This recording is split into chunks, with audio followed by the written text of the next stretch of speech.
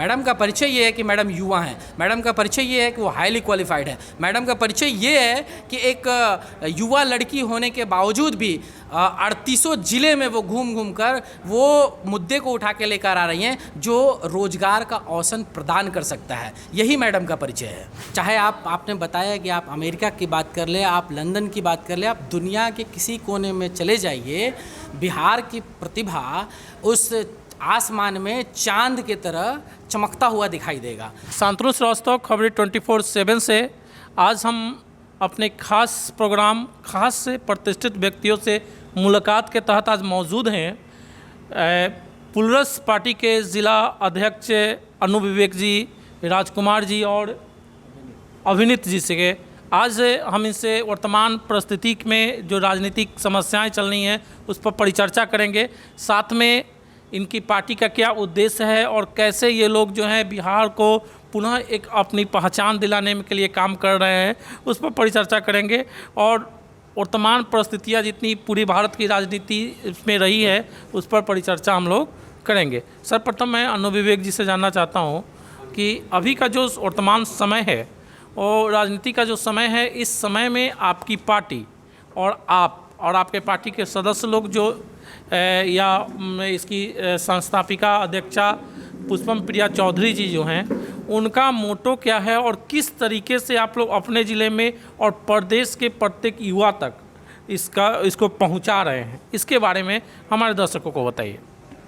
बहुत बहुत सबसे पहले आभार और धन्यवाद आपके चैनल का कि आपने मुझे इस सौभाग्य प्राप्त दिया मेरे को कि ये सब बातें मैं आप लोगों के बीच रख सकूं।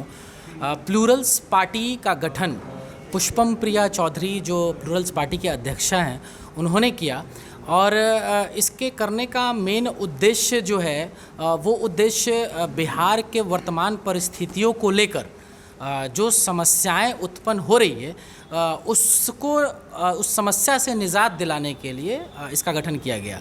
आपने जो पूछा कि पार्टी का उद्देश्य क्या है, उद्देश्य हमारा बहुत क्रिस्टल क्लियर और विजिबल है, जो आम जनता को भी ये चीज़ें दिखाई दे रही है।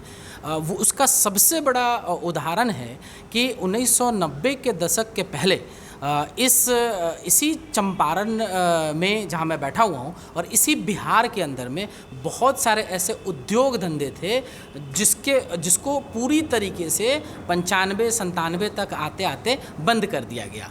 आप अगर पॉपुलेशन की बात करते हैं तो उस समय 1990 का पॉपुलेशन आप देखें, आज की बिहार की पॉपुलेशन को आप देखें, तो हमें रोज़गार और बढ़ाना चाहिए था, न कि चल रहे रोज़गार को बिल्कुल बंद कर देना चाहिए था, जिसके वजह से हमारे यहाँ के लोग माइग्रेंट हो गए। ये आज के संदर्भ में लोग कहते हैं माइग्रेंट लेबर बाहर से आ रहे हैं, मेरे अपने हैं और बाहर 2 रुपये कमाने के लिए गए हैं, उनको माइग्रेंट लेबर कोरोना में बना दिया गया है। तो मेरा सिंपल सा हमारे पार्टी का उद्देश्य है कि हम रोज़गार की तरफ बिहार को लेकर आगे बढ़े ताकि उस रोज़गार के अवसर से बिहार की इकोनॉमी में एक बूस्ट हो और वो इकोनॉमी राज्य को आगे बढ़ाने में योगदान प्रदान करे। चूँकि बिहार तो एक ऐसा नाम है जो पूरे वर्ल्ड में फेमस है, विश्व के मानस पटल पर अगर अमेरिका को देखा जाए, अमेरिका संपन्न राष्ट्र से आता है पूरे विश्व में, तो वहाँ भी वहाँ की में अगर प्रत्येक जनसंख्या 6ठी जनसंख्या अगर भारतीय है तो प्रत्येक 6ठा भारतीय भी बिहारी है। ये है नासा ऐसे संगठन में भी बिहार के हैं। अभी प्रत्येक क्षेत्र में बिहार है। अभी वर्तमान समय में आपने एक घटना देखा होगा, विभिन्न चैनलों पर भी प्रकाशित हो रहा है। अभी बिहार के प्रसिद्ध अभिनेता और सुशांत सिंह राजपूत जी जो बॉलीवुड में अपना उच्चतम शिखर प्राप्त किए थे और 7th रैंक भी उनका इंजीनियरिंग में था, एक प्रतिभाशाली व्यक्ति के संपन्न व्यक्ति थे वो, उनकी हत्या हुई है या आत्महत्या, ये एक मिस्ट्री है।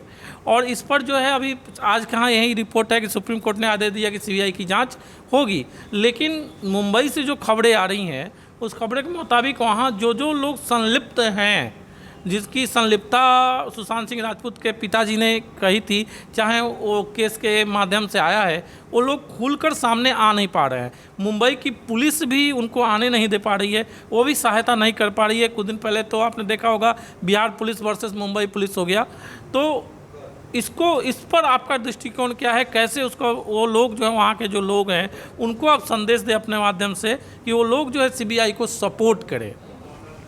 सबसे पहले आपने एक बहुत अच्छी चीज़ बोली थी कि बिहार की पुलिस और मुंबई की पुलिस दोनों आपस में एकदम कंटेस्टेंट हो गए थे।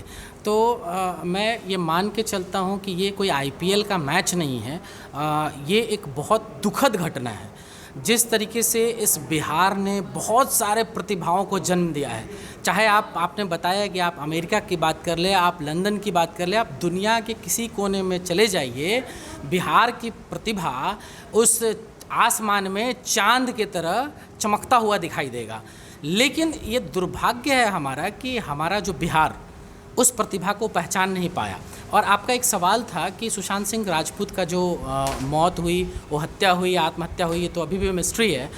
मैं बहुत बहुत धन्यवाद देना चाहता हूँ भारत के सर्वोच्च न्यायालय का, सुप्रीम कोर्ट का, जिन्होंने इसको संज्ञान में लेते हुए सीबीआई के हवाले इसको दे दिया। और सीबीआई अब निष्पक्ष तरीके से बहुत जल्दी जांच करेगी और ये जांच करके रिजल्ट तक आएगी कि हाँ सुशांत सिंह राजपूत के साथ क्या हुआ था। एक और बात मैं विवेक जी आपसे जानना चाहता हूं कि अभी जो आपकी पार्टी है प्लस पार्टी, इस बार के आगामी बिहार चुनाव में कि वो प्रत्येक विधानसभा क्षेत्र में अपनी उम्मीदवार उतारेगी और उसके लिए तैयारी चल रही है कि नहीं? मोतिहारी विधानसभा से खासकर मैं आपसे पूछना चाहता हूं, जैसे अभी हम लोग हरसिद्धि विधानसभा का क्षेत्र है, मोतिहारी विधानसभा है, तो यहाँ भी अपनी उम्मीदवार उतरेंगे, तो कोई खास चेहरा अभी आ पाया है कि नहीं कि किस किस को जो है उम्मीदवार बनाया जाए? देखिए, उम्मीदवार के ऊपर तो अभी इस तरह की कोई चर्चा नहीं चल रही है। सबसे बड़ा है कि राजनीतिक के अंदर में जब आप अपना पदार्पण करते हैं तो आपको भी जैसा कि मालूम है कि संगठन का होना अति आवश्यक है। पिछले 2 महीनों से जब 1 जून को अनलॉक होना शुरू हुआ था देश, तब से, और जब हमारी पार्टी की अध्यक्षता का पहला जब ऐड आता है, विज्ञापन आता है बिहार के सभी प्रसिद्ध अखबारों में 8 मार्च को, उसके बाद एक प्रेजेंस हमने दिखाया पूरे बिहार में कि प्लूरल्स एक पार्टी है जिनको राजनीतिक से नफरत है और बिहार से प्यार है, और आप पॉजिटिव पॉलिटिक्स करना चाहते हैं तो आप हमसे जुड़ सकते हैं। उसके बाद लॉकडाउन की परिस्थिति आई 1 जून से जब खुला, उसके बाद से ही हम लोग दिन रात लग के पूरे पूर्वी चंपारण के अंदर में संगठन का काम कर रहे हैं। जहाँ तक संगठन की बात है तो हर जगह एक हम लोगों ने, हमारी पार्टी ने एक संरचना तैयार किया हुआ है कि हम जिला, और जिला के बाद ब्लॉक में, और ब्लॉक के बाद ग्राम पंचायत में, और फिर ग्राम में, और फिर वार्ड में पहुँच रहे हैं। तो बहुत जल्दी इस संगठन को भी पूरा कर लिया जाएगा। और रहा बात चुनाव का, तो चुनाव की चर्चा और परिचर्चा जो होती है वो तो 1 महीनों के अंदर में होती है, और 1 महीनों के अंदर में ही डिसाइड होता है कि कौन सी पार्टी चुनाव जीत रही है और चुनाव हार रही है। तो उसी 1 महीने के अंतर्गत आपको पता चल जाएगा कि हमारे किस तरह के प्रतिभागी जो होंगे, हमारे जो विधायक दल के लोग होंगे और जो कैंडिडेट होंगे, वो आपके सामने उस 1 महीनों में प्रकाशित कर दिया जाएगा। मतलब जैसा कि अभी तो नई पार्टी है, लेकिन फिर भी हमारे दृष्टिकोण से जैसे लोग जो है चुनाव का माहौल आता है, उस समय मार्केट में, गाँवों में, कस्बों में, शहरों में लोग घूमते हैं और अपने आप को रिप्रेजेंट करते हैं कि मैं यहाँ जो आऊँगा और आपकी समस्याओं को जो है निदान दिलाऊँगा। इस विषय पर आप लोग कार्य कर रहे हैं कि नहीं कर रहे हैं? बिल्कुल, आपने एक बहुत अच्छा मेरे से सवाल पूछा है। समस्याओं का निदान, ये आपको, मुझे लगता है कि चलिए एक एग्जाम्पल के लिए मैं आपसे बात करता हूँ कि बाढ़ एक समस्या है, और बाढ़ विगत 40 सालों से इस बिहार को पूरी तरह से दबोचे हुए है। दुनिया में बहुत सारे ऐसे देश हैं जिन्होंने समुंदर के अंदर घर बना लिया है। वो छोटा कंट्री जो बिहार से बहुत छोटा है, फिर भी उसने समुंदर के अंदर घर बना लिया है। पिछले 40 सालों में क्या ये सरकार को समझ में नहीं आया कि मुझे बिहार के बाढ़ के ऊपर काम करना चाहिए? तो समस्या जो है ये हर 5वीं साल जब चुनाव आता है तो ये इनके राजनीतिक घटल के जो दल के नेता होते हैं वो पहुंच जाते हैं कि हम समस्या का समाधान करते हैं। आप 4.5 साल कहाँ रहते हैं? समस्या, आपके पास कोई प्लानिंग ही नहीं है। आपके पास अगर प्लानिंग है तो उसका एग्जीक्यूशन आप होने नहीं देते हैं। तो ऐसी सारी समस्या होती है। एक, जैसे आपको एक और एग्जाम्पल मैं बता देता हूँ। पूरे आप विधानसभा की बात कर लेते हैं तो विधानसभा में 30 से 34, 35, 40 तक ऐसे पंचायत होते हैं जिसको लेकर आप काम करते हैं। मुझे मेरा मानना ये है कि अब अगर समस्याओं को समझना होगा और उसको सुलझाना होगा तो उसके लिए आपको संगठन बहुत हेल्प करेगा, और संगठन ही सब कुछ है। तो वैसे संगठन हमारी हो जाएगी तो हम कहीं ना कहीं जो हमारे विधायक दल के नेता होंगे, जो हमारा कैंडिडेट होगा, बहुत सुदृढ़ और बहुत क्वालिफाइड लोग होंगे, जिनका बहुत बड़ा भूमिका रहेगा, और वो 1 महीने में उस प्लानिंग को, एग्जीक्यूशन को आपके सामने और जनता के सामने वो रख देंगे। बहुत बहुत धन्यवाद आपका, आपने बहुत समुचित जानकारियाँ दी हैं।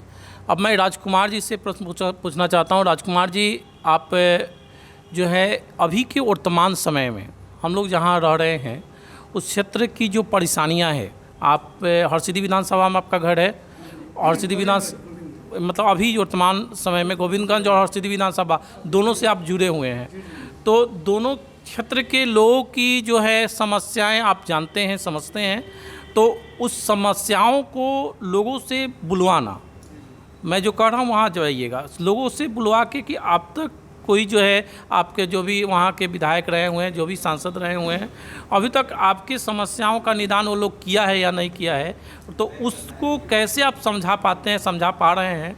क्योंकि आप जैसे सर ने अभी बताया कि हम लोग प्रखंड लेवल पर, गांव लेवल पर भी धीरे धीरे पहुंच रहे हैं, वहाँ की समस्याओं से जो है लोगों से की समस्याओं से अवगत हो रहे हैं, और उसके बाद आप बता रहे हैं अपने बारे में कि हम इसको जो है समाप्त करेंगे, हमारी पार्टी समाप्त करेगी। तो आप ये हमें बताएं कि किस प्रकार से आप जो है यहाँ के लोग को देखते हैं और उनकी समस्याओं को कैसे समाप्त कर सकते हैं, कैसे उनकी समस्याओं को सुनते हैं, क्या क्या समस्याएं जो हैं उत्पन्न हो रही हैं लोगों के जो है इस दोनों विधानसभा में। देखिए, सबसे पहले तो मैं आपको ये बता दूं कि मैं गोविंदगंज विधानसभा क्षेत्र से मैं बिलोंग करता हूं, और यहाँ पे जो आज के डेट में एट प्रेजेंट जो सबसे बड़ा जो मुद्दा है वो है बाढ़ का। जो आपने हाल फिलहाल कुछ दिन पहले आपने देखा होगा कि जो बूढ़ी गंडक नदी है वो बांध टूट गया था, जिससे मुझे लगता है कि आधी से ज़्यादा मतलब पंचायत से लेकर गोविंदगंज मतलब पूरा का पूरा मतलब डूबा पड़ा हुआ था। आज भी स्थिति ऐसी है कि लोग घर छोड़ के रोड पे आके अपना जीवन बसर कर रहे हैं। हमने अपनी आंखों से ये चीज़ हाल मतलब नज़ारा हमने देखा है। मेरा सिर्फ ये कहना कि हमने जितने भी हमारे पार्टी से जितने भी मेंबरशिप जो जुड़ते जा रहे हैं, हम लोग का सिर्फ यही मुद्दा रह रहा है कि उन लोगों के जाके लोगों के पास जाके उनकी आर्थिक क्या मतलब मजबूरी है, उनकी क्या परेशानी है, उसको हम लोग एक एक बारीकी से हम लोग सुनते हैं। फिर हम लोग अपने जो सीनियर जो हमारे पार्टी मेंबर होते हैं उनको हम लोग सारा चीज़ हम लोग रिपोर्ट करते हैं। उसके बाद से पार्टी की तरफ से जो जो फंड हम लोग को मिलता है, जैसे उन लोग को जो भी रिलीफ करने का जो भी हम लोग कर सकते हैं, उनका योगदान चाहे वो शरीर से हो या पैसे से हो, जो भी चीज़ हो सकता है हम लोग उसके लिए करते हैं। अभी तक कोरोना महामारी का समय चल रहा है, फरवरी से ही लॉक हो गई, पूरी दुनिया लॉक हो गई थी। तो इस कोरोना महाकाल के समय में आप और आपके पार्टी के सदस्य मिलकर लोगों की सहायता कैसे की है, इसके बारे में दर्शकों को बताइए।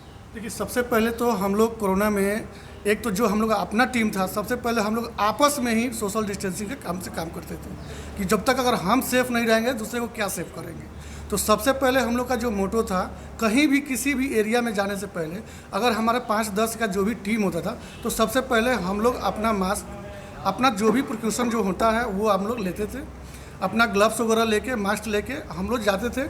जाने के बाद जिसके भी दरवाजे पे जब हम लोग जाते थे तो वहाँ से हम लोग अपना 2 गज की दूरी डिस्टेंस बना के फिर उनकी हम सारी समस्या को सुनते थे, समझते थे, और उस सारी चीज़ को जो भी हम लोग से बन पड़ता था उसका हम लोग निवारण कर रहे हैं। सर से मैं जानना चाहता हूँ कि हम अपने दर्शकों को ये बताना चाहते हैं कि जो इसकी संस्थापिका हैं पुष्पम प्रिया चौधरी जी, वो कैसी हैं, वो क्या हैं, वो कौन हैं, क्योंकि ये भी जानना ज़रूरी है हमारे लिए भी और हमारे दर्शकों के लिए भी।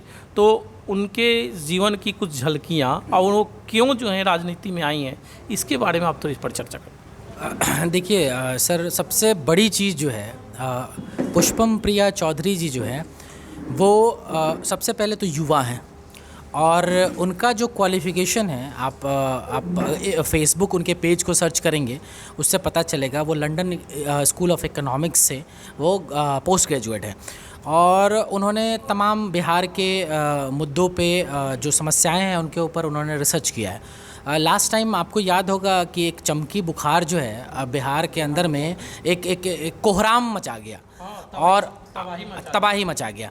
ये उनके कहीं दिलो दिमाग पर ये झटका लगा कि पिछले इतने दशकों से हमारा बिहार आज भी रिसर्च के मामले में, इनोवेशन के मामले में, हमारे बिहार के जो युवा हैं वो दूसरे जगह जाकर, दूसरे स्टेट में, दूसरे कंट्री में जाकर वो रिसर्च एंड इनोवेशन में अपना योगदान देते हैं। क्या हमारी सरकार उस तरह का इंस्टीट्यूट बिहार में डेवलप क्यों नहीं कर पाती है? किस प्रकार का समस्या हमारे स्टेट के गवर्नमेंट के पास है, वो क्यों नहीं करा पाती है कि वो डॉक्टर्स, वो रिसर्चर हमारे यहाँ आए और रिसर्च एंड इनोवेशन के ऊपर काम करें, ताकि चमकी जैसे बुखार को और इस तरह की जितनी भी महामारियाँ हैं इसके ऊपर हम कंट्रोल कर पाए। ये बातें जो है हमारी अध्यक्षा को दिल और दिमाग से हिला दिया था।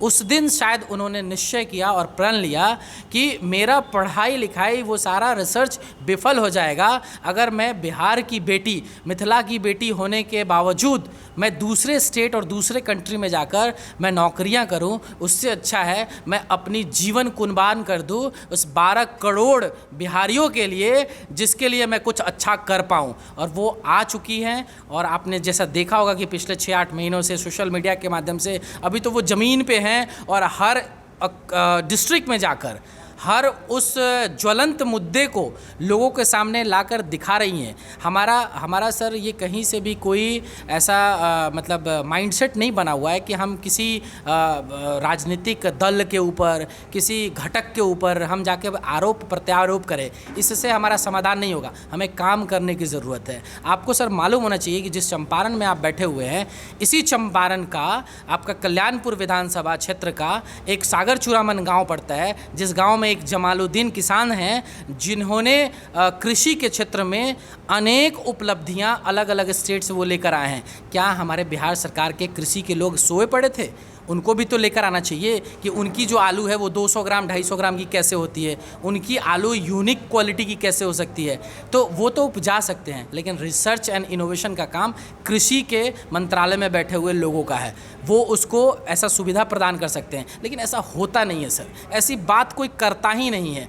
इस तरीके से हम रोज़गार उत्पन्न कर सकते हैं, इस तरीके से हम डेवलपमेंट कर सकते हैं, जो आज तक के परिस्थिति में हमारे पास नहीं है। और मैडम आई हैं। मैडम का परिचय ये है कि मैडम युवा हैं। मैडम का परिचय ये है कि वो हाईली क्वालिफाइड है। मैडम का परिचय ये है कि एक युवा लड़की होने के बावजूद भी 38 जिले में वो घूम कर वो मुद्दे को उठा के लेकर आ रही हैं जो रोजगार का अवसर प्रदान कर सकता है। यही मैडम का परिचय है। बहुत बहुत धन्यवाद आप लोगों का। आप लोगों ने अपना कीमती समय निकाला और इसी तरीके से हम अगले रोज़ किसी दूसरे उम्मीदवार से मिलेंगे।